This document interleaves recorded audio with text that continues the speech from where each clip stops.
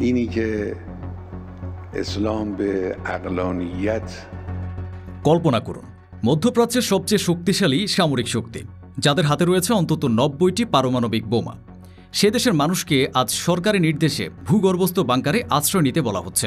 School, shopping mall, office সবকিছুকে বানানো হচ্ছে রেডিয়েশন প্রুফ আশ্রয় কেন্দ্র। প্রশ্নটা হলো কেন? কোন অকল্পনীয় অস্ত্র মোসাদের চোখকে ফাঁকি দিয়ে তাদের দোরগোড়ায় পৌঁছে গেছে যা একটি পারমাণবিক শক্তিধর রাষ্ট্রকে এভাবে মাটির নিচে লুকাতে বাধ্য করছে? এটি হামাসের রকেট বা হিজবুল্লাহর মিসাইল নয়, এর উত্তর আরও অনেক বেশি ভয়ঙ্কর। উত্তরটি লুকিয়ে আছে তেহরান থেকে দোহায় পাঠানো এক গোপন ডেলিভারির মধ্যে। আজকের ভিডিওতে আমরা সেই রহস্যময় প্যাকেজের আবরণ উন্মোচন করব। আমরা জানব কেন পুরো মুসলিম বিশ্ব হঠাৎ একজোট হয়ে তৃতীয় বিশ্বযুদ্ধের মঞ্চ প্রস্তুত করছে, আক্রমণটা ঠিক কবে আসছে, এবং সবচেয়ে গুরুত্বপূর্ণ প্রশ্ন, ইরানের সেই শ্রেষ্ঠ উপহার আসলে কি যা একটি বোতাম চাপার সাথে সাথেই ইসরায়েলকে পৃথিবীর মানচিত্র থেকে মুছে দেওয়ার ক্ষমতা রাখে? সত্য উন্মোচনের এই ভয়ঙ্কর যাত্রায় শেষ পর্যন্ত আমাদের সাথে থাকুন। শতাব্দীর পর শতাব্দী ধরে যা অসম্ভব মনে করা হতো, মাত্র ৭২ ঘণ্টায় তা বাস্তব হয়ে গেল। শিয়া সুন্নি বিভেদ, ঐতিহাসিক শত্রুতা, রাজনৈতিক স্বার্থ সবকিছুকে একপাশে সরিয়ে রেখে মুসলিম বিশ্বের নেতারা এক অদৃশ্য সুতোয় বাধা পড়লেন। কিভাবে? স্ফুলিঙ্গটা ছিল ইসরায়েলের একটি হুমকি, আজ কাতার, কাল তুরস্ক। তারা ভেবেছিল এটি আরব বিশ্ব ও গোটা মুসলিম বিশ্বকে ভয় দেখানোর জন্য যথেষ্ট। কিন্তু এই একটি বাক্যই হয়ে উঠল সেই আহ্বান যার জন্য অপেক্ষা করছিল গোটা মুসলিম বিশ্ব। প্রথম গর্জে উঠল মুসলিম বিশ্বের একমাত্র পারমাণবিক শক্তিধর দেশ পাকিস্তান। জাতিসংঘে তাদের রাষ্ট্রদূত ইসরায়েলকে দখলদার শিকারী বলে শুধু থামেনি, বরং প্রচ্ছন্নভাবে মনে করিয়ে দিয়েছে যে তাদের পারমাণবিক অস্ত্রগুলো শুধু শো কেসে সাজিয়ে রাখার জন্য নয়। এরপর এলো সবচেয়ে বড় ধাক্কা, যে সৌদি আরব ইসরায়েলের সাথে বন্ধুত্ব করতে যাচ্ছিল সেই সৌদি ক্রাউন প্রিন্স মোহাম্মদ বিন সালমান প্রকাশ্যে প্রতিশোধের ডাক দিলেন। রিয়াদের বার্তা স্পষ্ট ছিল, আরবের বুকে কোনো হামলা হলে তার জবাব শুধু কাতার দেবে না, দেবে সমগ্র আরব বিশ্ব। আর তুরস্ক, তারা কূটনৈতিক ভাষা ছুঁড়ে ফেলে সরাসরি যুদ্ধের ভাষায় কথা বলতে শুরু করেছে। এরদোয়ানের উপদেষ্টার হুঙ্কার, তোমাদের মানচিত্র থেকে মুছে ফেলা হবে, ছিল মুসলিম বিশ্বের নতুন আত্মবিশ্বাসের প্রতীক। এ জোট কোনো সাধারণ জোট নয়, এটি হলো পারমাণবিক শক্তি, অর্থনৈতিক শক্তি এবং ধর্মীয় আবেগের এক বিস্ফোরক মিশ্রণ। কিন্তু প্রশ্ন হলো, এই জোটের আসল শক্তি কি? এই জোটের আসল শক্তি শুধু অস্ত্র বা টাকায় নয়, এর আসল শক্তি হলো শতাব্দীর প্রাচীন বিভেদকে অতিক্রম করার ক্ষমতা। ভেবে দেখুন যে ইরান এবং সৌদি আরব বছরের পর বছর ধরে ইয়েমেন আর সিরিয়ার মাটিতে এক রক্তাক্ত প্রক্সি যুদ্ধে লিপ্ত ছিল, তারা আজ এক টেবিলে। যে তুরস্ক এবং সৌদি আরব মুসলিম বিশ্বের নেতৃত্ব নিয়ে একে অপরের প্রতিদ্বন্দ্বী ছিল, আজ তারা একই সুরে কথা বলছে। এমনকি পাকিস্তান, যারা এতদিন আমেরিকার সাথে একটি জটিল সম্পর্ক বজায় রেখে চলেছে, তারাও আজ সব ঝুঁকি নিয়ে প্রকাশ্যে ইসরায়েলের বিরুদ্ধে দাঁড়িয়েছে। এই দেশগুলোর নেতারা বুঝতে পেরেছেন নিজেদের মধ্যকার ছোট ছোট লড়াইয়ের চেয়েও বড় এক অস্তিত্বের সংকট দরজায় কড়া নাড়ছে। ইসরায়েলের একটিমাত্র ভুল হুমকি সে ঘুমন্ত দৈত্যকে জাগিয়ে তুলেছে, যা ইতিহাসের গতিপথকে চিরদিনের জন্য বদলে দেওয়ার ক্ষমতা রাখে। জোট তৈরি হওয়ার পরের ধাপ যুদ্ধের প্রস্তুতি। আর এই প্রস্তুতি শুরু হলো ৩টি ধাপে, যা পৃথিবীকে পারমাণবিক যুদ্ধের দোর গোড়ায় নিয়ে এসেছে। প্রথম ধাপ, প্রক্সিদের হুঙ্কার। প্রথমে এগিয়ে এলো ইরানের প্রক্সিরা। ইয়েমেনের হুতিরা $৫০০ বিলিয়ন বিনিময়ে ইসরায়েলকে মুছে ফেলার প্রস্তাব দিল। এটি ছিল প্রথম বার্তা, আমরা তোমাদের চারপাশ থেকে ঘিরে ফেলেছি, তোমাদের পালানোর কোনো পথ নেই। দ্বিতীয় ধাপ, ব্যালিস্টিক মিসাইল প্রস্তাব। আসল খেলা শুরু হলো তখন যখন ইরানের একজন সংসদ সদস্য প্রকাশ্যে ঘোষণা করল, কাতার যদি মার্কিন ঘাঁটি সরায়, আমরা তাদের ব্যালিস্টিক মিসাইল দেব। এটা কোনো সাধারণ মিসাইল নয়, এগুলো ইরানের সেই ফাত্তাহ হাইপারসনিক মিসাইল, যাকে আটকানোর প্রযুক্তি ইসরায়েলের আয়রন ডোম বা আমেরিকারও নেই। অর্থাৎ তেহরান থেকে নয়, কাতারের মাটি থেকে মাত্র কয়েক মিনিটের মধ্যে তেল আবিবে আঘাত হানার ক্ষমতা। তৃতীয় ধাপ, নীরব ডেলিভারি। কিন্তু যে ঘটনাটি ইসরায়েলের ঘুম কেড়ে নিয়েছে সেটি কোনো ঘোষণা দিয়ে আসেনি। গোয়েন্দা স্যাটেলাইটের তথ্য অনুযায়ী গভীর রাতে তেহরান থেকে একটি অজ্ঞাত কার্গো বিমান দোহায় অবতরণ করেছে। সেই বিমানের ভেতরে কি ছিল তা পৃথিবীর কেউই জানে না, কিন্তু সেই বিমানটি অবতরণের কয়েক ঘন্টার মধ্যেই তেল আবিবের আকাশে সাইরেন বাজতে শুরু করেছে এবং নেতানিয়াহু তার দেশের জনগণকে বাংকারে যাওয়ার প্রস্তুতি নিতে বলেন। তাহলে প্রশ্ন হলো, ইসরায়েলিরা কেন এত ভয় পাচ্ছে? তাদের তো নিজেদেরই পারমাণবিক অস্ত্র আছে, তাহলে ভয়টা কোথায়? ভয়টা হলো জিরো ওয়ার্নিং টাইম বা আক্রমণের আগে সতর্ক হওয়ার সুযোগ শূন্যের কোঠায় নেমে আসা। ইরান থেকে একটি পারমাণবিক মিসাইল আসতে সময় লাগবে মাত্র 15 মিনিট, কিন্তু কাতারের দোহা থেকে তেল আবিবের দূরত্ব মাত্র 2000 কিলোমিটার।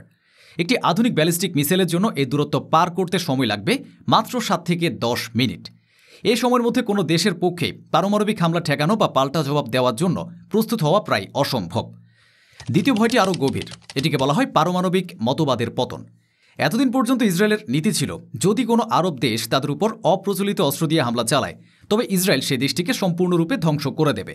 কিন্তু এখন যদি কাতার হামলা চালায় আর ইসরায়েল পাল্টা হামলা করে তাহলে পাকিস্তানের পারমাণবিক বোমা কার দিকে তাক করা হবে?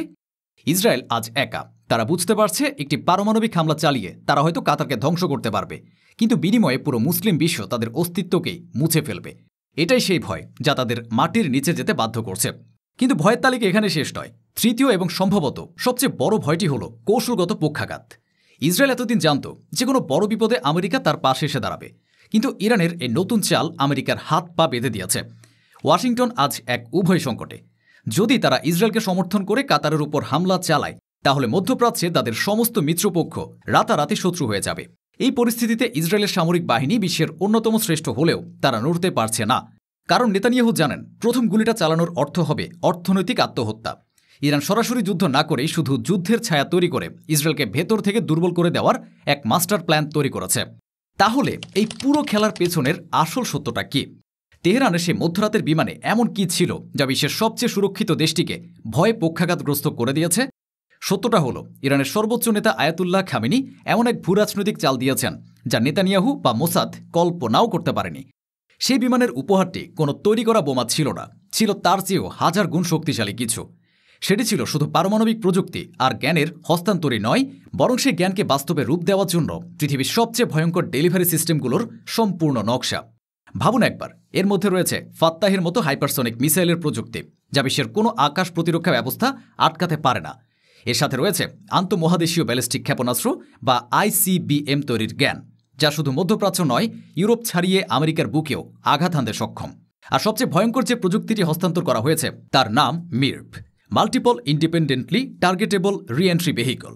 এর অর্থ হল একটি মাত্র মিসাইল থেকে বের হবে একাধিক পারমাণবিক বোমা, যেগুলোর প্রত্যেকে নিজেদের লক্ষ্যবস্তুতে আলাদা আলাদাভাবে আঘাত হানবে। একটি মিসাইল দিয়েই ইসরায়েলের সবগুলো বড় শহর, সামরিক ঘাঁটি আর পারমাণবিক কেন্দ্রকে এক মুহূর্তে ধুলোয় মিশিয়ে দেওয়া সম্ভব। ব্যাপারটা বুঝতে পারছেন? ইরান কাতারকে মাছ দেয়নি, মাছ ধরার কৌশল শিখিয়ে দিয়েছে। আর এই ডেলিভারি সম্পন্ন হওয়ার খবর পাওয়ার পরে ইসরায়েলের সাইরেনগুলো বাজতে শুরু করে, কারণ তারা জানে এখন তাদের চোখের সামনে জন্ম নিচ্ছে এমন এক পারমাণবিক শক্তি যার হাতে রয়েছে অপ্রতিরোধ্য প্রযুক্তি। আর নেতানিয়াহুর আসল দুঃস্বপ্নের শুরুটা ঠিক এখান থেকে। খামেনির আসল উদ্দেশ্য কাতারকে দিয়ে ইসরায়েলে বোমা হামলা করানো নয়, তার আসল উদ্দেশ্য হল পারমাণবিক শক্তির বিকেন্দ্রীকরণ। তিনি ইসরায়েলের পারমাণবিক একচেটিয়া আধিপত্যকে ভেঙে দিয়েছেন। এই ডেলিভারির মাধ্যমে তিনি মধ্যপ্রাচ্যে ক্ষমতার ভারসাম্য চিরদিনের জন্য বদলে দিয়েছেন। এখন থেকে ইসরায়েলকে প্রতিটি পদক্ষেপ নেওয়ার আগে 10 বার ভাবতে হবে, কারণ তাদের যে কোনো ভুল, যে কোনো আগ্রাসন একটি পারমাণবিক যুদ্ধ ডেকে আনতে পারে। এবং এই নতুন ভারসাম্য শুধু মধ্যপ্রাচ্যের জন্য নয়, এটি পুরো বিশ্বের জন্য একটি বার্তা। এটি ওয়াশিংটন, লন্ডন এবং ব্রাসেলসকে জানিয়ে দেয় যে এক মেরু বিশ্বের দিন শেষ। পর্দার আড়ালে থেকে এই পুরো খেলাটি নীরবে পর্যবেক্ষণ করছে বেইজিং এবং মস্কো। তাই আজ যে ঘটনা আমরা মধ্যপ্রাচ্যে দেখছি তা কেবল একটি আঞ্চলিক সংঘাতের পূর্বাভাস নয়, বরং এটি একটি নতুন বিশ্ব ব্যবস্থা জন্মের প্রসব বেদনা। পারমাণবিক বোমা তৈরির দৈত্যটি এখন বোতলের বাইরে। প্রশ্ন হল, এই দৈত্য কি নতুন একটি ক্ষমতার ভারসাম্য তৈরি করে শান্তি আনবে, নাকি পুরো পৃথিবীকে পারমাণবিক আগুনে জ্বালিয়ে দেবে? আক্রমণের সেই চূড়ান্ত নির্দেশ কি আসবে? এই ভয়ঙ্কর ভূরাজনৈতিক পরিস্থিতি নিয়ে আপনার কি মনে হয়? বিশ্ব কি তৃতীয় বিশ্বযুদ্ধের দ্বারপ্রান্তে দাঁড়িয়ে? কমেন্টে আপনার মতামত জানান। সত্যের গভীরে যেতে এবং পর্দার আড়ালের খেলা বুঝতে আমাদের চ্যানেলটি সাবস্ক্রাইব করুন, কারণ বড় ঝড় আসার আগে চারপাশটা এভাবেই শান্ত হয়ে যায়। তাই আজ যে ঘটনা আমরা মধ্যপ্রাচ্যে দেখছি তা কেবল একটি আঞ্চলিক সংঘাতের পূর্বাভাস নয়, বরং এটি একটি নতুন বিশ্ব ব্যবস্থা জন্মের প্রসব বেদনা।